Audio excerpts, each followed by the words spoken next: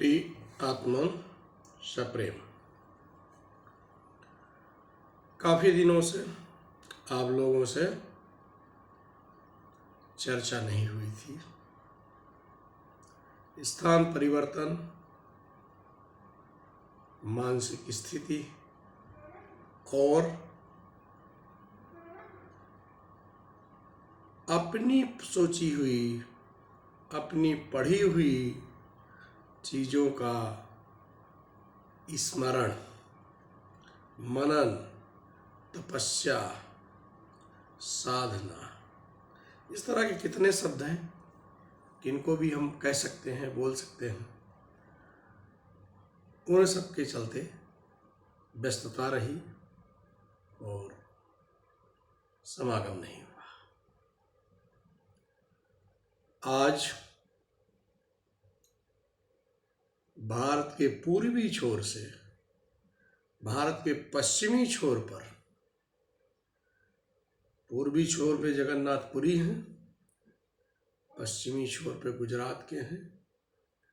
सूरत आ गया हूँ और सुबह जंगल खोजने के लिए निकला था, नहीं मिला। कंक्रीट के जंगल मिले, उजड़े हुए आशियाने मिले जो मुझे अच्छे लगे, जहाँ मैं बैठ सकता था, पर नहीं बैठा। घूम फिर के कमरे में ही आ गया। आप लोगों से गुफ्तगू करनी थी। एक दिन मैं भक्तमाल पढ़ रहा था, मैं सोच रहा था भक्तमाल पे सीरीज चलाऊं,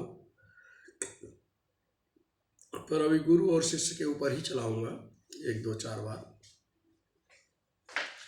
मैंने नाभादास कृत एक पुस्तक है भक्तमाल, जिनमें सारे भक्तों के चरित्रों का संकलन है। उसमें से कहानी पढ़ा था सुधनवा की। कहानी बहुत बड़ी है, छोट में ही बताऊंगा कि आपके अंदर यदि इच्छा शक्ति है तो आप कृष्णमय हो सकते हैं, और उनको अपने पास कैसे बुला लेते हैं भक्त, और भगवान को ही चैलेंज कर देते हैं अपने गुरु के असीम कृपा से। गुरु के बिना कृपा के, गुरु के बिना मार्गदर्शन के चीज़ों का फलित होना थोड़ा मुश्किल है। फिर व्यक्ति को एक्स्ट्राऑर्डिनरी होना पड़ता है, ऑर्डिनरी नहीं, सामान्य नहीं, तदिक असामान्य, तब हो सकता है। तो सुधनवा जी के पिताजी की इच्छा थी कि भगवान श्री हरि कृष्ण के दर्शन हो जाए, पर कर नहीं पाए दर्शन, द्वारिका गए नहीं, महाभारत युद्ध में भाग नहीं लिया, और घर में यही इच्छा पाले बैठे हुए थे कि किसी न किसी तरह भगवान की, श्री हरि की दर्शन हो जाएंगे। उनके 4 पुत्र थे, उनमें से एक सुधर्मा जी थे, जिनकी भी श्री हरि कृष्ण से मिलने की इच्छा बहुत थी, और उस इच्छा के चलते उन्होंने भी कहा कि कैसे दर्शन हो जाए। उसका एक उपाय निकाला गया कि भगवान श्री कृष्ण तो अर्जुन के साथ ही चलते हैं, और इस समय अर्जुन अश्वमेध के घोड़े के रक्षक है। तो यदि हम घोड़ा पकड़ लेते हैं तो छुड़ाने के लिए जिस तरह लवकुश ने श्री राम को बुलाया था, ठीक उसी तरह कृष्ण अपने आप ही पीछे पीछे चले आएंगे। कहानी बहुत बड़ी है। गुरु ने सलाह दी थी सुधनवा को और उनके पिताजी को, और सुधनवा जी ने चारों लड़कों को, उनके पिताजी ने बोला था कि अभी इसी वक्त सबको युद्ध में चलना है, और जो समय से नहीं आएगा उसको खोलते हुए कड़ाही में डाल दिया जाएगा। ऐसा तथा कथित पंडितों ने, राजपुरोहित और गुरु अलग थे, राजपुरोहितों ने उनको बताया था। राजपुरोहित के कहने पर तीनों भाई तो आ गए थे, सुधनवा जी नहीं पहुंच पाए। वो अपने माताजी के पास गए, अपने गुरुजी के पास गए, जिससे उनको देर हो गई। और वहां से आते आते जब वो युद्ध भूमि में पहुंचे तो लेट हो गए। उनको पूछा गया, भाई क्या है? राजपुरोहित जो तथाकथित होते हैं उन्होंने बोला, इसमें पूछने की क्या बात है महाराज, जो नियम है वो सबके लिए है। नियम आपके बच्चे के लिए भी है और आम जनता के लिए भी है। इनको गर्म कड़ाही पे खोलते हुए में डाल दिया जाए। सुधन्वा जी को कड़ाही में डाल दिया गया और उनके गुरु को भी। दोनों गुरु शिष्य बिल के जाते ही वो तेल, खौलता हुआ तेल ठंडा हो गया और वहां से वो लोग बाहर निकल आए। उन पंडितों को लगा कि नहीं, राजा ने कुछ चालाकी की है। उन राजपुरोहितों को लगा कि नहीं, राजा ने कुछ चालाकी की है। और वो उस तेल के अंदर प्रवेश करे और जल गए कि कितना गर्म है। हमेशा मन में शुद्धि होना चाहिए, अंधविश्वास नहीं होना चाहिए, आत्मशुद्धि होना चाहिए, ज्ञान प्रकाश होना चाहिए, तो उसका कुछ नहीं बिगड़ता है। हमारे शिष्यों को भी आत्म प्रकाश की ही बात करनी चाहिए। इसके बाद युद्ध होता है और कहानी को बहुत आगे बढ़ाते हैं।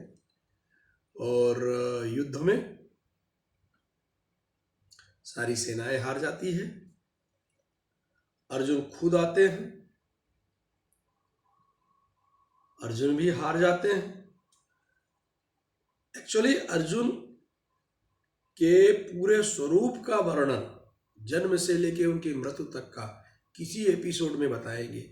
बहुत टिपिकल कैरेक्टर बनाया गया है अर्जुन का। अर्जुन बहुत ही टिपिकल कैरेक्टर थे। अर्जुन को एक और बीमारी है, हमेशा बात बात पे प्रतिज्ञा कर लेना। अर्जुन ने यहां पे भी 3 बाण निकाले और प्रतिज्ञा कर लिया कि यदि ये तीनों बाण से हमने नहीं काटा इसका सिर सुधन्वा का, तो मैं अपना सिर काट लूंगा।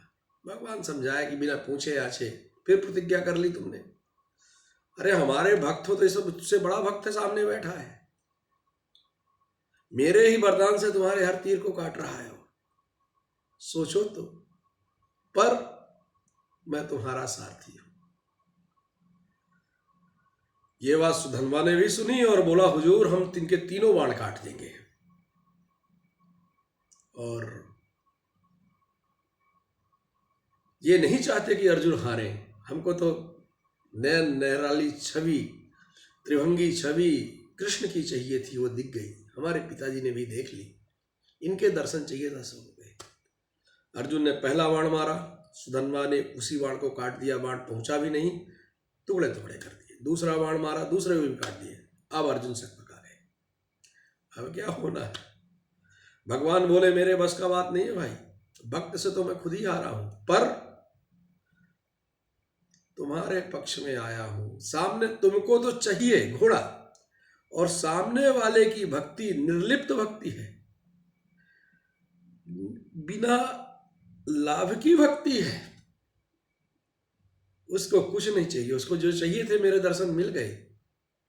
अंतिम तीर में भगवान खुद सामने हुए, हनुमान जी को बिठाया और उस बाण को चला के सुधन्वा का सिर काटा। अर्जुन की प्रतिज्ञा रह गई, सुधन्वा को जीवित किया और परम भक्त सुधन्वा जी जब तक रहे भगवत भक्ति में लीन रहे। भक्ति के अंदर, व्यक्ति के अंदर आत्मबल होना चाहिए, अपना कर्तव्य होना चाहिए। बहुत पतली लाइन है अहंकार की और कार्य की।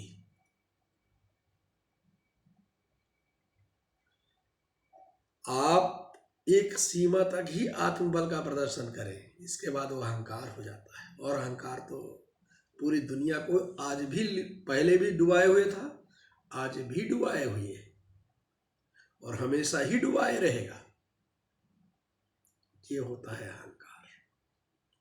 कार पे चलिएगा, अपने आत्मबल पे चलिएगा और सुधन्वा से सीख लीजिएगा। मिल जाए तो अच्छा है। आज के बस मुनींद्र के।